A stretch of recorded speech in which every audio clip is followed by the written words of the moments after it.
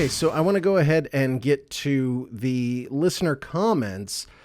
So, of course, anytime we talk about Pantera, the fans are going to come out and they're going to have some shit to say. First off, my homie Kid Mac says, I would love to see a new album. They sound amazing, and Phil made Pantera. They was nothing before Phil and nothing after Phil. Rex and Phil wrote all the songs, so let's do this. I don't know what the fuck you're talking about. A lot of people have said, well, you know, without the Abbott Brothers, there's no Pantera. And I feel like that's bullshit because Phil Anselmo wrote those songs in terms of the lyrics. Now, the Abbott Brothers, they played a huge part in production. You know, they make decisions too, and if that was their decision, I have full and complete confidence in Vince and Dime behind the board. There's no doubt in my mind, and I think the proof is there. And as far as us controlling everything, fuck yes. We know exactly what we want, and you know, you gotta get down there and fight with that shit, man, to get it out of there. It ain't super easy, but at the same time, at least you have your own ass to kick if it don't turn out like you like, you know. And I've always been involved in the business side of everything, you know, to try to make sure all of us are taken care of properly. You know, there's keep all the loose ends tied up, so to speak. You know? Phil Anselmo and the Abbott Brothers, it's a really good example of synergy, because it's almost like, you know, when Pantera, like what Kid Mac is referring to, when Pantera broke up, the Abbott Brothers went on and they started a band called Damage Plan, which was, it was not a good band. It was like, imagine like you're in a long relationship, you break up with this person, and then like a week later you start fucking someone who looks just like your ex, just because you can't let go of some shit. That's how Damage Plan was. They got this dude, Pat Lockman, I believe his name was, and he was essentially a Phil Anselmo cosplayer. The dude had the shaved head. He sounded like Phil. There was just no spirit to it whatsoever. Whereas with Phil, he went on to start bands like Down, Superjoint Ritual, that were really popular bands. That being said, he never attained anything near the commercial success that he had with Pantera.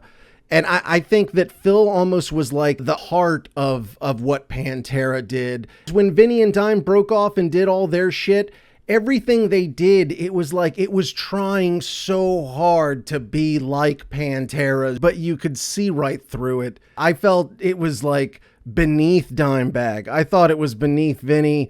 The fact that Dimebag Darrell, one of the absolute greatest heavy metal guitarists to ever live, died in a piece of shit bar in Ohio that didn't have the security to keep a motherfucker from calmly walking on stage with a gun. I just think everybody would have been better off if they had just like goddamn man, take a couple years off. Let shit chill. I know a lot of people around the situation say that had Dimebag not died, that everybody feels Pantera would have gotten back together, and I think they would have, because once again, Phil could never reach this level of success without the music of the Abbott Brothers, whereas the Abbott Brothers could never find that heart the way they could with Phil. And I think it was definitely a codependent relationship. I think they absolutely needed each other. To say one made the other, I don't buy that shit. Next, my homeboy Chosen Chicken says, I would be down for a live album. Maybe even do it like 101 Proof and add in one or two new songs, either demos or, dare I say, new material. That, I feel, is the only use of the Pantera name that is acceptable. The idea of doing a 101 Proof, which for those of you who are not Pantera fans, Pantera did just like a legendary live album called Pantera 101 Proof. If you're somebody who's been checking out Pantera, that is the live Pantera album. If you haven't checked it out, go check it out.